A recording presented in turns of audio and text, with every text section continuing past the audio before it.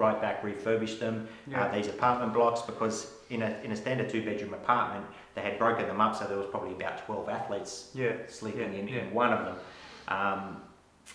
So it was basically going to the sales office, and then they would take you to have a look. Okay, we've got number 6 available. We've got this one here, and then go through the process. And it was sort of like, that's the price. Take it or leave it. Now I think I paid about 325,000 for that. Off memory. Would you say that you slowly? So at the start, you put your foot into the market, and slowly you upgrade yourself. Because well, going back to the selling the first 2. You made some money. So the one I bought for 83,500 in Croydon Park, I ended up selling for 180. So made 100,000 there, and that was in a probably 10 to 11 year period I held it. The Ashfield studio apartment I didn't hold for as long because as I said, I was about to get married, so it was like, okay, well, we need to sell them to buy this. And so that one that I bought for about 111, I think I sold for 170 or 180. So just in those 2, we're talking making just around 180 grand, which obviously gave me the deposit then to buy the Newington unit for 325,000. Got it. So definitely there was capital gains to be made, and that was the first rung on the ladder. If you like. Okay. Property number 4. What do we got? Property number 4. So after having gotten married and living in that apartment in Newington, we would see, I was seeing houses being developed, built off and sold off the plan in the suburb, more unit blocks going up, because everything wasn't built for the Athletes Village. It was a huge parcel of land there at Newington, and they continued to develop. It was a Meriton and Lend-Lease joint consortium. And so, my then wife and I started looking at the houses and going, these look nice, and we're really liking the suburb. And so we as I do, being, loving property and inquiring, going into the sales office saying, show us the model here, what are you guys building, blah, blah. All right, how much does one of these 3-bedroom houses cost? Next minute, we're putting a deposit down on a house, a kilometre, well, not even a kilometre. So then we ended up buying a 3-bedroom house there in Newington. So obviously to fund that one, we sold the one you have. We sold the one we had. Do you remember how much was the one? Oh, geez, I think we may have sold it for. Actually, I think we sold it for 425. So we probably bought it for 325 and sold it for 425. Can't even remember how many years later. I'm just trying to look here. Maybe 2 years later. Yeah. And the house off the plan, because I know you're going to ask me, Perry. We bought for 650 off the plan. Now, at the time, I knew what little I did know is, buying off the plan is a bit of a risk. I mean, the comforting factor for me was that it was Mirvac and Lend-Lease joint consortium, 2 reputable companies still to this day. Quality builders, and they weren't fly-by-nighters. They weren't going to disappear overnight. How much deposit did you put down? Did you put like 5% deposit? Yeah, probably 5%. So just on that, when you say typically buying off the plan can be risky, why is that? Well, I suppose in the length of time it can take from when you do put down that deposit on the place to especially if you're talking high-rise apartments, they could be 2 to 3 to 4 years down the track. Now, if the market does in that time, so if you've been, and let's use this as an example, so the value on the house was 650,000. Had I come to a year later, call it 18 months later, at time of settlement, obviously the bank would have gone and taken a valuation on it, and if they go, hey Frank, you bought this for 650, it's now only worth 600.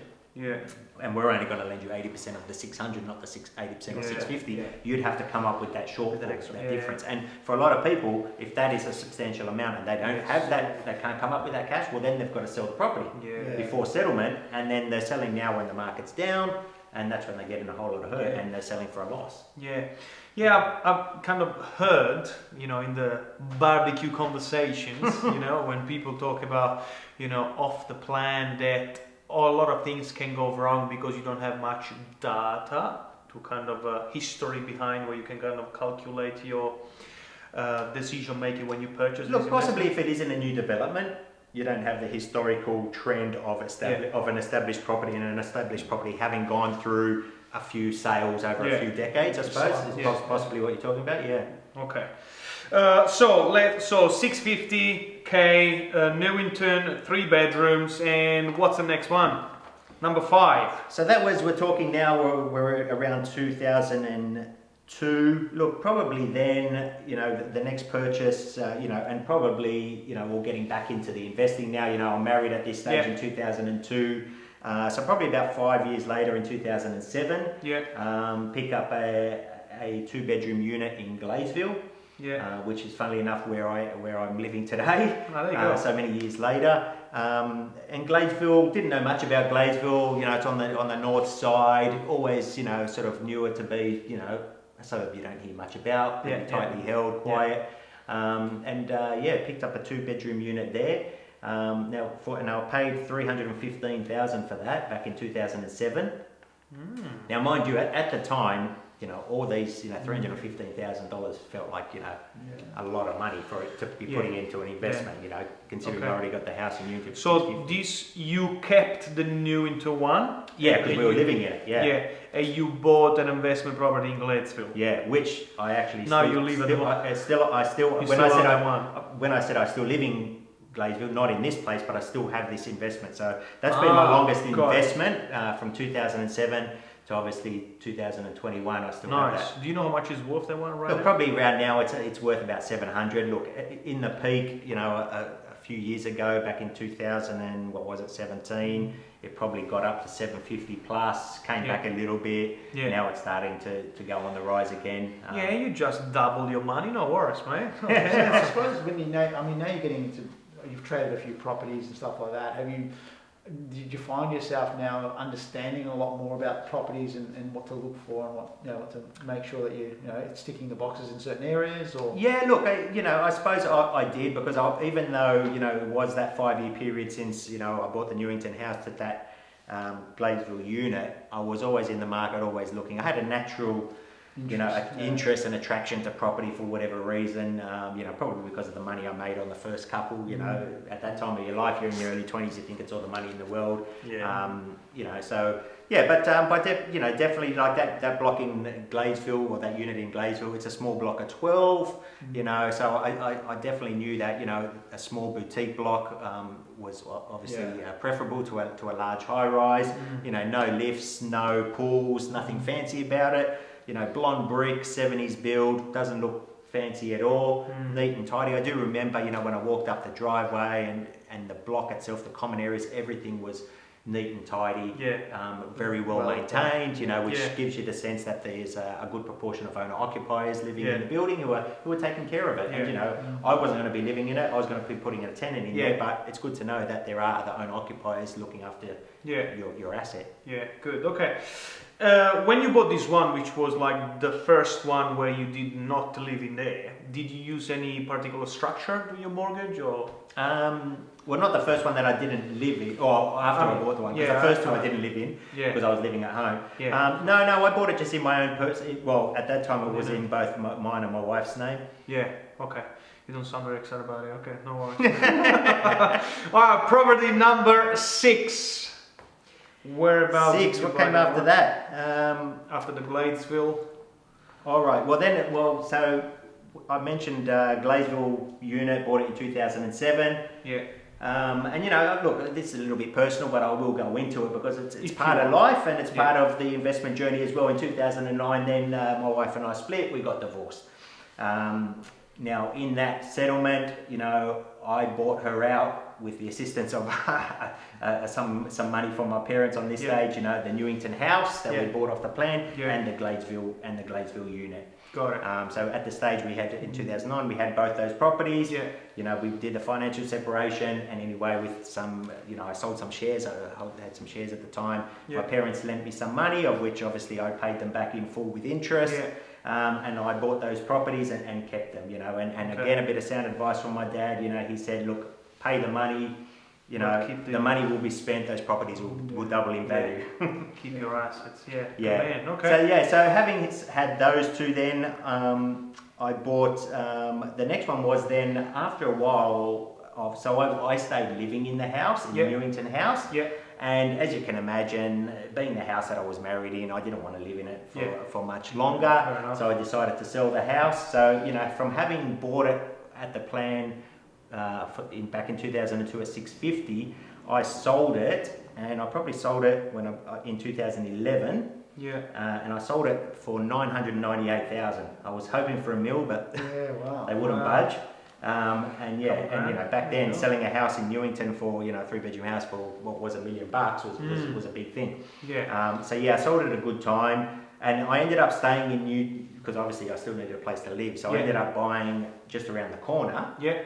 With that 998,000, I went and bought around the corner I actually bought it's a 2-story, 3-bedroom penthouse. Penthouse apartment, beautiful apartment, 3 balconies. Single life, eh? Yeah, it was a bit of a bachelor's pad, I must say. So that was in 2011, yeah. So I did stay in the house, in the Newington house for a couple of 18 months to 2 years. And then in 2011, and picked that one up for 630,000. At Newington, what I call the Newington penthouse, 630k. You bought another unit in Newington. Yeah.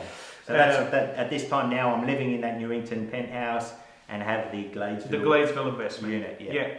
Okay, great. You stayed there for a year, 2 years. You say? 2011. Look, I probably stayed there till 2013. Yeah. Because in 2012 I met my now wife. There you go. A bit of personal info again, and we ended up getting married in 2013. Nice. So when we were married, originally we lived in that Newington penthouse, and then we thought, okay, well, let's buy something for ourselves. She had a property as well, so she sold her property. We kept the Newington penthouse, turned that into an investment, and it still is. We still hold that to today. Still had the Gladesville unit, obviously bringing in rental income, and we went and bought our own house together in 5 Dock in the inner west. There you go. So I bought that in October 2013. Yeah. Okay. So wow. So the Newington penthouse, you turned it into an investment, and you got a new one in 5 Dock where you and your wife could live in there. That's right, yeah. Great. Okay. And how did you buy this? Did you share the mortgage together, or you? Yeah. Bought it together? Yeah. Went to auction. That one actually went to auction. Yeah. Got passed in at auction, and then we negotiated after auction. Yeah. So picked that up for 1.75. Yeah. So an expensive purchase, especially at the time. Yeah. Around 2013. I think we were I thought it was, we were, in the midst of a property boom then. Little did I know it was only the start, and we went on a good run there. So I thought, I was paying a fortune, more than I'd ever paid for anything in my life, 1.75 million. I thought I was paying top. I thought I paid too much, as we all do. I think, I always say to people, we always think we're paying too much at the time. I said, then look back 10 years. Yeah. And, okay. You bought it for 1.7? 1.75. 1.75, 5 Dock, okay. And after that, what's your next move? So this was property number 7. Property number 8. I'm glad you're keeping count, mate. Yeah, man, I know. Years ago. I think we're going to have to go, bro. Yeah, that's okay. Property number 8, let's finish this one. What do we got? Look, after that, Perry, there was then, my wife and I really got into acquisition mode. Both of us were working, both getting really good incomes. We bought a unit in Coogee. Yeah. We actually bought that off market through a buyer's agent in 2015. And then, these were really quick. We then moved up to Queensland, 2 houses in Queensland in May 2015 and July 2015. So 3 properties in 1 year. Wait, so property number 8, Coogee? Is that correct? So, yeah. And property number 9 is in Queensland? Yeah, 2 in Queensland, yeah.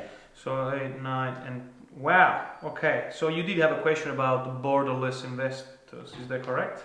Yeah, I think I was just going to say, at what point did you go, let's start moving out of the inner west and that, I suppose. Yeah, look, I think at that stage, it was a bit about diversification. People were talking up Brisbane as they are now, that Brisbane was going to be the next place to boom. It didn't happen. It's happening now, obviously. Yeah. It didn't worry me. I always have the thought of I'd rather get in too early than too late.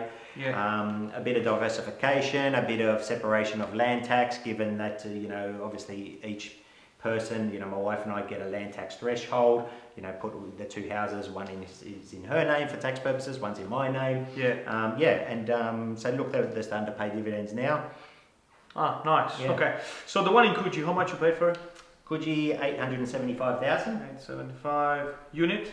Yeah, 2-bedroom unit, beds. about 850 metre, 900 metre walk to the water, Nice. to So the beach. the one in Brisbane? Brisbane paid $650 for one and $576 for the other. One's in the north, one's in the Okay. south.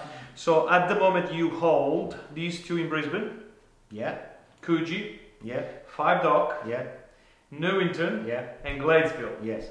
So wow. That's Okay. 6, yeah, because I sold the others there. Yeah, That's why you got sold 10. all the rest. Okay, Yeah, great. yeah. Okay, next one, mate. Look, after that, in April 16, a unit in Drummoyne Yeah. for 1.272. The Drummoyne one was a bit of a different play. It is an apartment with a pool and a lift. Traditionally, it's steer away from those, but it Yeah. is right on the water. Yeah. Has 180-degree water views down Parramatta River, 5 Dock Bay, Gladesville Bridge. Yeah. And look, that one we're holding. We may downsize to that in the future. Still undecided at this stage. Yeah. That was the reason for that one, because I'm like, if I'm downsizing into a unit, I want a nice view Yeah. of the water. Yeah. Okay. Then the next one in 2017 went down to Victoria, again through a buyer's agent, picked up one in Epping in Victoria, a little bit further out, it's about 20 k's out, so a little Yeah. bit more, you know, I suppose further out from the CBD than I would Yeah. usually like to be comfortable with, but you know, it was only 570,000. So that was picked that one up, still hold that today. And then the other one is we ended up moving out of our 5 Dock house and Yeah. we upgraded to I suppose a nicer house, because we were going to renovate 5 Dock, but we Yeah. found this one in Gladesville, around the corner from the Gladesville unit actually. Oh, there you go. And bought that one, and then we turned 5 Dock into an investment property, so have tenants in that, leasing that. Wow. Okay, you bought another one in Yeah. Gladesville. Yeah. Wow. So currently okay. holding 9, including the which Okay. includes the Gladesville house that we live in. And yeah. they worth at the moment 13.5, nearly 14 million. Yeah, look, is that it's somewhere correct? between, you know, rough estimate, we don't Okay. know exactly, of course, 13.5 to 14 mil. Okay, and how much debt are you carrying right now at the moment? Look, debt I'm carrying around 6.5 mil. 6.5 mil. And what's the plan in the future? Are you planning to get some commercial? Are you planning to No more. Look, at this stage, you know, at the stage now where, you know, probably the two houses, the Gladesville house and the 5 Dock house combined, Yeah. you know, the combined value of those probably are very close to, if not more than equaling our total debt on all those properties. Yeah. So look, earlier this year I fixed all the interest rates on the investment properties, so I can't sell any of those now because they're Yeah. fixed in with the rates for another, you know, 2.5 to 3 years. Yeah. At that time we'll reassess where we're at. You know, could be sell 2 properties, sell those 2 houses, which will pay off all the debt, and then leave, you know, another 6 or 7 houses to live off the passive Yeah. rental income. Nice. There you go. That's Okay. it. 28 years in a nutshell. Nice. Okay, Mike, I've got another 2-3 questions. We need to finish this. So, okay, a lot of people ask, but does it take a lot of time to look after all these investment property? How much time would you spend on a monthly basis to take care of look, all not these- long at all. I mean, all of the rentals are managed by managing agents. They look Yeah. after the leases, the tenants. You know, any issues, they'll give me a call, drop Yeah. me an email. You know, I get rental statements coming in either mid-month or at the end of the month. Yeah. You know, I have a little spreadsheet all set up. I make sure the money's come in, everything's good. That's it. And which one was your age where kind of your, I would call passive income covered all your weekly expenses, like food and... I look, probably now with having refinanced the interest rates to extremely low rates and fixed, and I'd say, look, really now it's, you know, all the properties are positively geared just for the pure fact that the interest rates are so low. Yeah. You know, over the years, you know, I wouldn't even know, my tax accountant would know how many you know, negative geared losses I'm carrying forward. You know, Regards time, how much time would you spend to take care of your portfolio? A lot of people say, oh, so many properties, I need to take care of them. How much time do you yeah, spend a not long month? ago at all, Perry. They've all got managed by agents looking after the leases and the tenants. They send me the statements. I quickly update my spreadsheet. Literally, you know, half an hour a month, if that. Yeah, okay. So at the moment, 9 property, $40 million property portfolio. Frank, thank you so much for Thanks, the value, Barry. mate. Been a Damian, pleasure. thank you for your help, mate. Thank you. So I'm gonna put his link below. Push the like button, subscribe. Frank is in the office here in Henderson, Sydney. Have a good day.